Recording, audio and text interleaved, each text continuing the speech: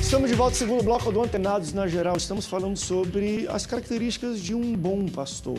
E antes disso, a gente tem que entender como ele chegou ao pastorado e como foram forjadas essas características. Eu coloquei no último bloco que em algumas igrejas ou denominações, de fato, era requerido como falou aqui, talvez um plano de carreira. Então, vem que você foi evangelista, você foi diácono, você foi presbítero, você foi missionário.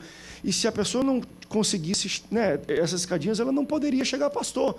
E, enfim, eu estou falando até da minha própria denominação. Talvez 20, 30, 40 anos atrás, não se via pastor com menos de 45 anos. Porque era o tempo que ele levava para chegar lá. O que era interessante, ele era ensinado... Chegava com bagagem. Não, né? Não só isso, ele era ensinado que, olha, você está aqui para servir. Então, quanto mais você sobe nesse plano de carreira, mais você se dedica e serve a igreja. Que é uma coisa hoje que a gente tem que entender. Pastor está para servir a igreja, não é a igreja para servir o pastor. Que é uma característica muito complicada de achar em alguns pastores. O pastor está lá para que a igreja sirva a ele, não para ele servir a igreja. Então, esse modelo era interessante porque isso incutia na cabeça de qualquer pessoa que tem um chamado que, tu está aqui para servir. Está subindo de evangelista para diácono, tu vai servir mais. Diácono para presbítero, tu vai servir mais. Tu vai ser pastor, tu vai ser o servo de todo mundo. Então, isso era interessante. Porém, também hoje é interessante que a necessidade de pastores, bons de púlpito e tudo, meio que queimou algumas etapas dessas. Falou, olha, não é necessário sempre que passe por outras etapas. Olha, tem rapazes, garotos aí, jovens que têm bem palavra, têm vida comprometida, que saem do seminário e vão ser pastores auxiliares e depois vão subir na igreja. É bom e ruim, mas como é que vocês entendem da demanda, né? Etapas e esse tempo de construção? Prós e contras. Eu acredito o seguinte, é uma situação muito complexa, né? Você há de convir comigo, mas na realidade, pela experiência que a gente tem, a gente vai falar como assembleiano, porque, a gente sabe que outras denominações também preparam. Eu queria partir do princípio, pastor André e pastores, que é o seguinte: primeira coisa, o homem, quando aceita Cristo como Salvador, ele precisa entender que ele foi transformado. Conversão vem de geometria, né? Você converte, você estava indo para o lado do pecado, para o lado do diabo, né? Das orientações. Passou até professor de geometria. Mas, na verdade, quando você converte, você agora está indo para o lado... Então, a primeira coisa, tem que ter essa transformação. Que a partir daí, ele vai entender que ele agora habita num novo reino, para ele não confundir a questão da humanidade para a coisa da espiritualidade. Então, eu acho importante, eu acho salutar. Eu passei por essas que emanam essas tarefas, como eu disse aqui anteriormente, fui diácono com 17 anos, fiquei uma média de 8 anos como diácono, fui presbítero, a escada até essa, estava falando sobre evangelista, e depois de presbítero, eu fui evangelista. O período meu de evangelista para pastor... dirigente, pois vários aí, né? Tal, eu já estava auxiliando a um pastor que foi meu pastor, o pastor Garcia, lá de Mangaratiba, meu vizinho, aqui em Rio das Pedras, em Jacarepaguá. Evangelista, eu fui de 90, eu fiquei 1 ano como evangelista, e depois, pela necessidade até da obra, fui ordenado a pastor, enfim. Mas passei por essas tarefas. Agora, isso obviamente, como você colocou, na minha opinião, existem pessoas que têm o chamado e, de repente, pela urgência até da obra, eu não quero dizer aqui que ele, não tendo queimado essas tarefas, como eu coloquei, ele não vai ser um bom pastor. Tem muitas pessoas que eu conheço que, na verdade, não queimaram essas tarefas e estão aí fazendo a obra. Mas também, em contrapartida, conheço também o lado negativo disso. Né, de pessoas que era da sua igreja, enfim, e ficou inconformado, que achou que a camisa xadrez do pastor, não sei o quê, enfim. Essas questõezinhas bestial, que muitos deles, às vezes, a síndrome de Datã, de Coré, que acha, não, Moisés, ele é pastor, mas eu também posso ser pastor igual ele. Vem, gente, e abre aqui assim, enfim e tal. Então tem essa situação também. Muitas igrejas que estão abertas aí, de pessoas totalmente despreparadas e que colocou o título e tal. Ele foi, quem sabe, aí no centro do Rio e comprou uma carteira. E isso levanta até um debate, depois também quero ver que os pastores têm a falar sobre essas etapas, mas isso também levanta um debate de as pessoas imaginarem que o chamado pastoral vem através de um talento que você tem de pregar. Às vezes tem muita gente que fala o seguinte: eu prego mais do que esse pastor. Quando eu pego o microfone, eu avivo mais essa igreja, eu sei trabalhar mais, então serei. Só que o púlpito, a presença de púlpito, vamos falar assim, do pastor, é bom que ele tenha? Sim. Mas isso, para mim, é o de menos. A gente tem que entender que, por trás de um trabalho pastoral, existe conhecimento bíblico para poder dar aconselhamentos, existe proximidade. A administração, a gente vai chegar lá nessas características, a administração financeira, de famílias, de tudo que a igreja tem, dos bens, tem várias coisas que se envolvem, não apenas...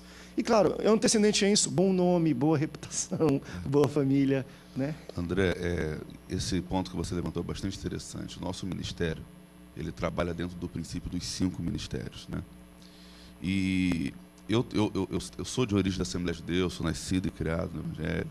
Fiz seminário teológico com 16 anos de idade. E eu também fiz a escadinha, eu fui obreiro, fui diácono, presbítero, pastor. Dirigiu ponto de pregação? Dirigi ponto de pregação, dirigi culto de libertação à tarde. Eu já dei aula até para a classe das crianças. Tudo que você imaginar numa igreja, eu já fiz, amigo. Tem esses prodígios da igreja que nem o pastor Thiago. Tudo que você já imaginar... Regi o coral. Já regi coral. Também. Já regi coral. Isso.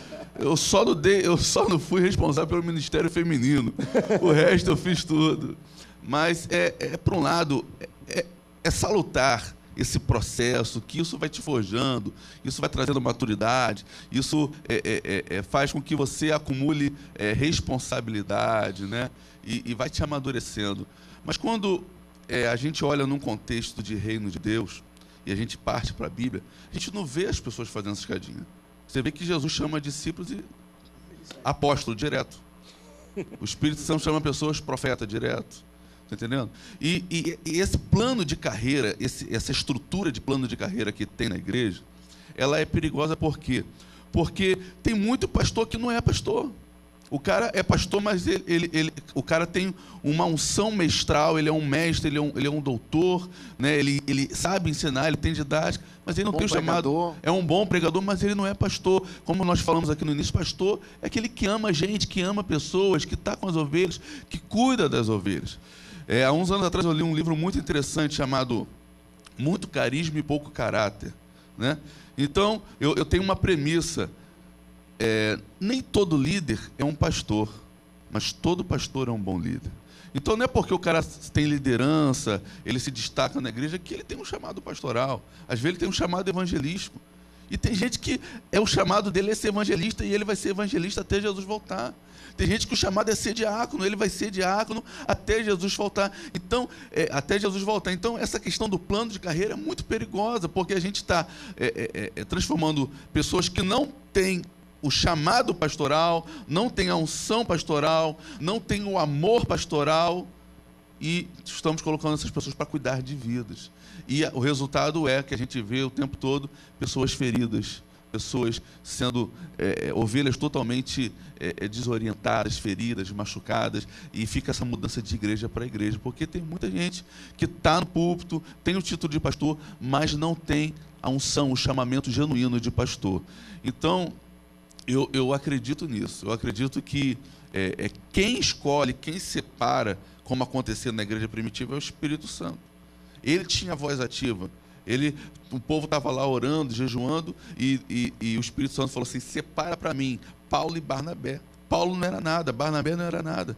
Separa eles, consagra apóstolo e envia eles para o ministério apostólico, que é fora, que está manifestando o reino de Deus, implantando igrejas. Então, a gente perdeu essa coisa de deixar o Espírito Santo, o dono da igreja, mandar na igreja. Quando a gente cria conselhos, que é positivo, quando a gente cria mesa diaconal, que também é positivo, mas a gente tira muito a voz ativa do dono da igreja. Ele não está morto, ele está vivo. E Jesus, que é o dono da igreja, quem levanta ministério é ele, o dono da igreja, né? Então, eu acho, fica aqui até uma exortação no amor para as pessoas, para que elas pensem nisso com carinho. Tá entendendo? A gente tem que buscar mais a voz de Deus, o comando de Deus, porque a igreja é dele. André, a igreja é dele.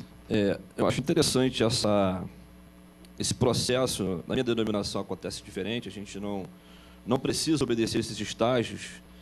A igreja ela precisa identificar no obreiro que realmente ele tem essa veia, né, ministerial. Mas não necessariamente há essa exigência de que se gradue numa escala ministerial, eclesiástica, dentro da igreja, para que você chegue lá. Mas eu acho interessante. Agora, eu acho também que isso não é tudo. não é? Eu acho que isso não é garantia 100% de que aquele que passou por todos esses processos ou por todas essas funções dentro da igreja, lá na ponta ele é um pastor, né?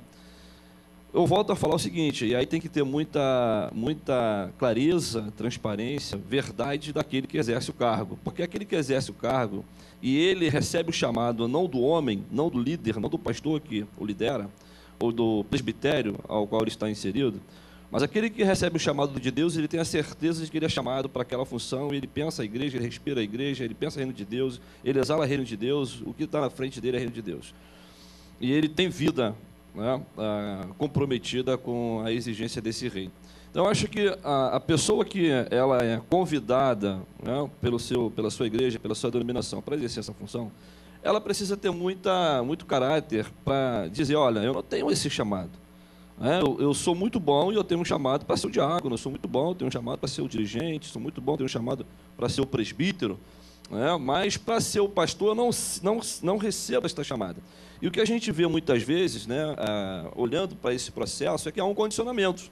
Há um condicionamento, ao mesmo tempo há um incentivo para que se galgue, se alcance, vamos dizer, esse título, porque é o título máximo, é o patamar máximo, né?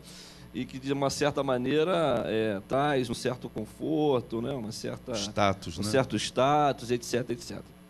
Então, eu apelo para aquele que está ou vai ou pretende exercer o ministério pastoral, que não ouça a voz do homem, né? Não ouça a voz do homem, não é o pastor que está me chamando, né? Eu vi você é um cara que fala bem, você é um cara que articula bem, que se expressa bem, tem uma boa retórica. Não, você é um candidato forte para pastorar. Esse pastor, me desculpe, eu sou pastor também, mas nenhum pastor tem autoridade para fazer isso. O candidato ele precisa ser fiel a Deus e ele precisa entender que é Deus que está chamando. Não é o pastor A, não é o pastor B, não é a denominação A, não é a denominação B, mas é Deus que está o chamando. E aí sim, o presbitério, o pastor, a igreja, ela vai ratificar esse chamamento, com certeza, porque é um conjunto, né, uma sintonia entre a igreja e a gente sabe que isso acontece. Antes de mais nada, é necessário ser honesto consigo mesmo, né? Mas é isso aí. Eu acredito que o chamado do pastor é um chamado específico. E existem vários outros chamamentos dentro do contexto da Igreja de Cristo, né? E essa questão de plano de carreira, de ser pastor como teto máximo, como hierarquia, eu não consigo ver reino de Deus com hierarquias. É assim, eu sou maior do que você, eu sou pastor, eu sou maior do que presbítero, eu sou pastor, eu sou maior do que o muito pelo contrário, é o inverso, né, pastor? É muito pelo contrário, o que é maior, o pastor tem que servir. sirva ao menor. Então, dentro de um contexto do reino de Deus, nós somos corpo. Corpo é composto de membro, cada membro tem a sua função bem definida, está lá em 1 Coríntios 12, né? A orelha não pode dizer para o dedão do pé, eu não preciso de você, cada um tem a sua função bem definida. E o pastor é apenas mais um membro que tem uma função distinta, definida, dentro do contexto do corpo. Então, para mim, igreja, reino de Deus é isso, cada um tem a sua função no corpo. E o pastor, qual é a função dele? Cuidar das vidas, fazer a manutenção das vidas. Aproveitando essa sua palavra, quer dizer, o pastor, ele não é mais do que ninguém dentro da igreja. Ele só tem responsabilidade, talvez, a mais. Sim. Mas ele é como um membro qualquer dentro da igreja. Vamos para o intervalo, daqui a pouco a gente volta e aí eu vou querer falar sobre as características de um pastor formado, que está pastorando. Que características são interessantes a gente encontrar ou vamos encontrar em bons pastores? E aí nós vamos abordar características invisíveis, que são coisa do ser, do caráter da pessoa, que nós vamos tocar aqui, mas é difícil. Quem somos nós para aferir se alguém tem ou não tem? Mas também tem as visíveis, tem coisas interessantes que nós temos que notar e falar. Porque, por exemplo, você quer ser pastor, quer ajudar? Primeiro ministério que você tem é a sua família. E a gente vai começar por ela. Como é que está a família do pastor? Nós vamos debater isso no próximo bloco. Não sai daí, Antenados. Volta já já.